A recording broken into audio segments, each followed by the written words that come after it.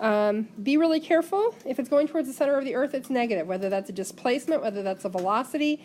If something falls off of somewhere and it was 10.5 meters up in the air and its final position is 0, its displacement is negative 10.5 meters. So be careful with that.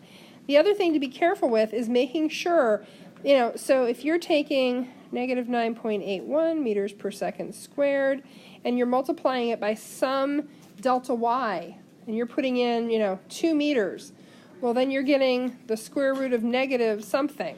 And that's not legal, and that freaks people out.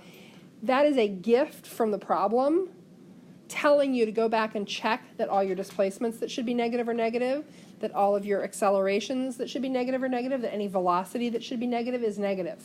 So that is a little red flag that pops up and says, hey, you better go check your sign, because sometimes that sign difference changes the magnitude of your problem, okay? So that's one thing. The other thing is this, because we do start to use a lot of radicals here and take a lot of square roots. Remember that any time that you are solving something and taking a square root, whatever, x equals, that is always plus or minus the square root of something. Be really careful, especially if you've got, something plus something, square root of something plus something else. Knowing if that's positive or negative changes the magnitude of your problem significantly. It can really screw you up. So make sure, draw that in for yourself, that plus or minus the square root of, and look at that just critically.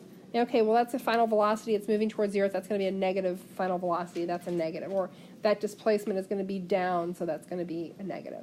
Just problem-solving tips and tricks. If you are having problems with any of these problems, I'm here till 3:10, so that's what I got. So I've heard this from multiple quarters. When an object strikes the ground, people want to say, well, its final velocity is 0. It hit the ground. No! It's true that its final velocity, once it comes to rest, is going to be 0, but that is not what we're talking about, free fall here. Free fall is the point in that object's travel where it is only under the influence of gravity. Once it hits the ground, it's being acted on by another force, which is the ground acting upward on it. When we get to forces, we will do a lot of problems where we look at the forces on an object during the period of time when it is stopping, when it hits the ground. But it's really important to understand that all these problems that ask for, velocity as it hits the ground, that is the millisecond before it makes contact with the ground, before something else starts to act on it. So you want to remember that.